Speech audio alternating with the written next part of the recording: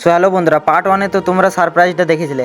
আসলে 12 আগস্ট ছিল আমার জন্মদিন, তাই রাত 12টায় আমার বন্ধুরা আমাকে ডেকে ছাদে নিয়ে যায়। কিন্তু তারপরেই শুরু হলো আসল টুইস্ট।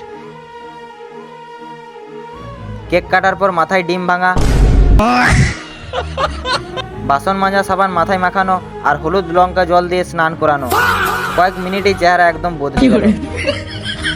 তবে সত্যি বলতে একটুও খারাপ লাগেনি, কারণ সব কিছু ছিল মজা আর ওদের ভালোবাসা থেকে। তোমাদের বন্ধুরা এমন সারপ্রাইজ দিলে তোমরা কি করতে? তো গাইস দেখতে পাচ্ছ আমার অবস্থা, সবাই মিলে কি করেছে।